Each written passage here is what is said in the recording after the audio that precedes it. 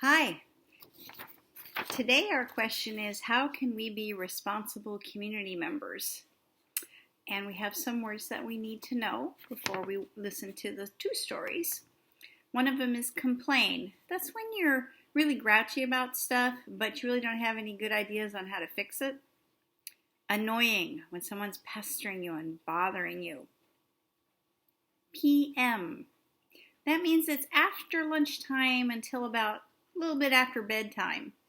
AM is when you wake up in the morning and when you're going up till lunchtime. So most of the time that you're sleeping is AM until lunchtime. Shrugs, watch my shoulders. That's when you're not sure what to do. Just you lift your shoulders and put them down. Signatures. This is something you haven't probably really done. It's when you write your name in cursive to make something official. So we haven't practiced cursive. That might be something you have to practice later. And mumbles. Sometimes when people talk, they don't talk very clearly, and they'll say, their mouth doesn't open very much. When you do that, that's called mumbling. So a person mumbles. So here's our question one more time. How can we be responsible community members? And there's the words that will help us understand what's going on. Our first story is called Safety Solution. As Jamie and Anton came into their house, Jamie's mom is on the phone. She's saying, "It's just not safe." "What's up with your mom?" Anton mumbles. Jamie shrugs. Then Jamie's mom hangs up. "What's wrong, Mom?" Jamie asks. "Mrs. Johnson just called. Her little boy was almost hit by a car on our street." "That's terrible," said Anton. "Yes, cars drive too fast at all hours, even as late as 10 o'clock p.m. So that's 10 o'clock in the evening when you've already probably gone to bed. I wish there was something we could do besides complain."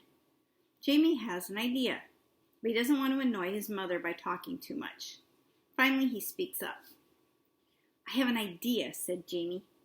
"We need a stop sign on our corner, then cars can't race down the street."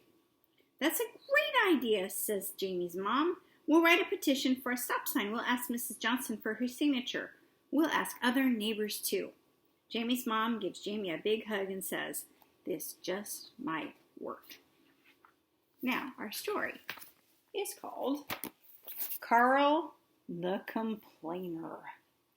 And again, we're thinking about how can we, kids and grown-ups, be responsible community members.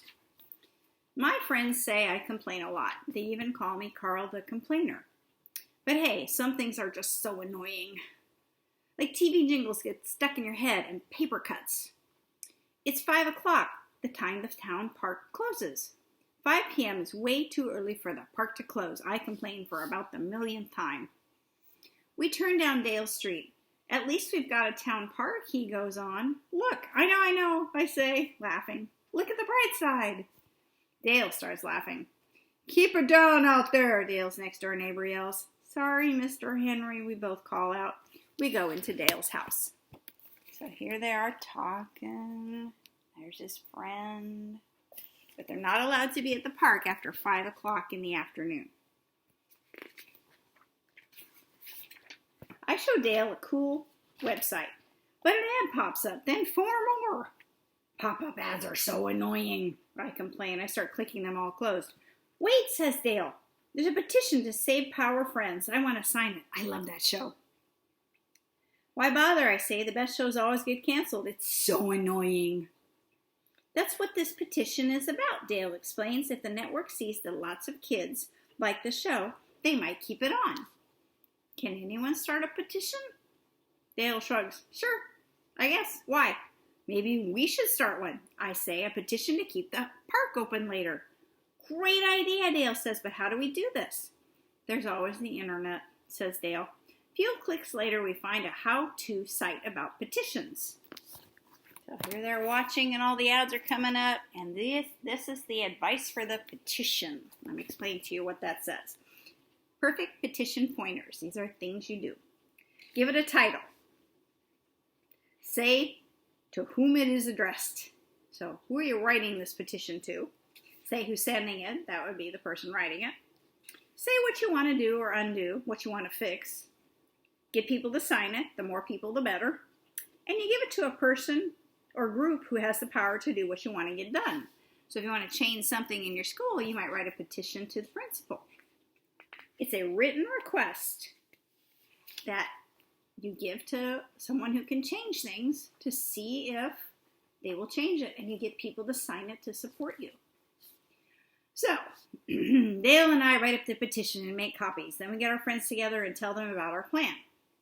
I'll help collect signatures, says Laura. Me too, adds Tony. It would be great if the park stayed open later. Mary and Pete want to help also. People have been writing petitions for thousands of years. They've even found petitions in the tombs of the Egyptians. We all take copies and split up into teams. My parents are happy to sign. That's 2 names already. This'll be a snap.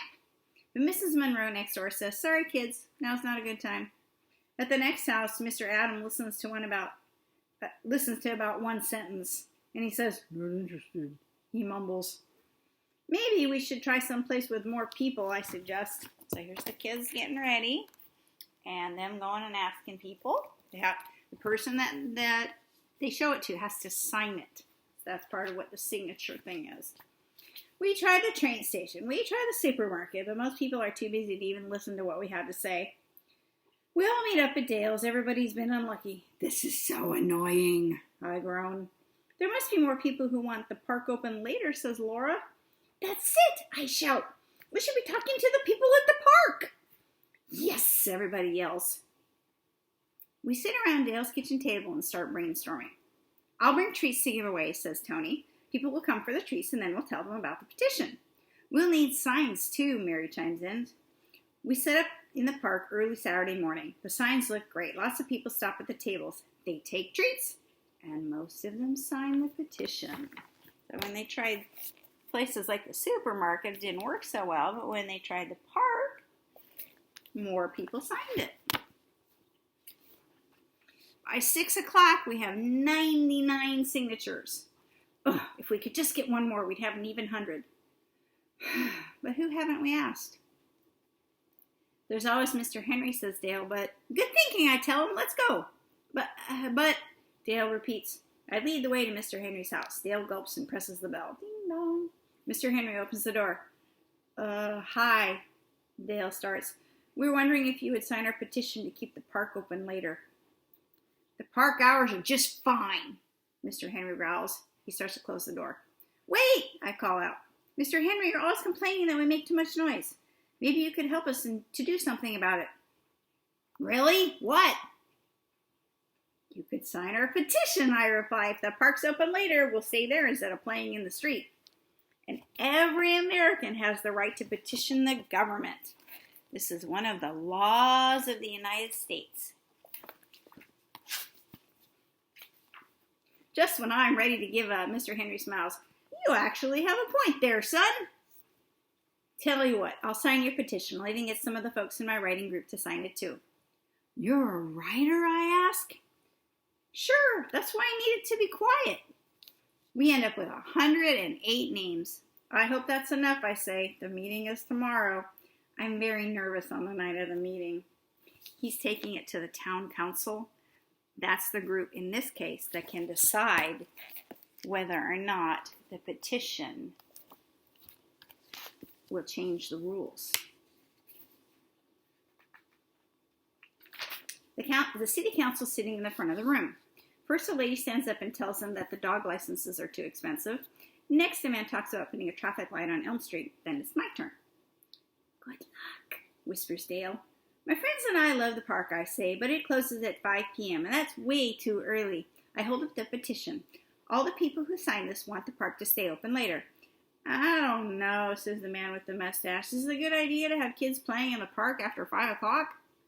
It's better than having to run around the street, a lady in the audience replies. That's when I notice Mr. Henry. We do play outside in the street when the park closes, I say, and sometimes the noise bothers our neighbors. I grin at Mr. Henry. Keeping the park open later would solve that problem too. Mr. Henry smiles. But the city council members are still, there they are, the city council members, they're still disagreeing and kind of discussing it.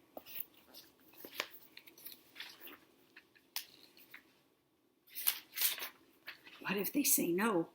It's time for the vote. I hold my breath. All in favor of keeping the park open until sundown? Asked the lady with the glasses. One by one, the council members raised their hands. I can hardly believe it. Our petition won. It worked. Everybody claps and cheers. Dale gives me a high five. We did it, he says. And the best part is now you'll have one less thing to complain about. Was my complaining really that bad? I ask. Yep. Dale laughs. It was. I know, I say with a grin. Really annoying. Lots of kids have started petitions. One second grade class even wrote a petition that made the ladybug the official state insect of Massachusetts. So a second grader like you guys had an idea, and they took it to the government of Massachusetts, and they decided that the ladybug would be the official state insect, which is kind of cool. Sometimes we can be responsible in our community and help people. That's what this story was about. I hope you enjoyed it. Bye.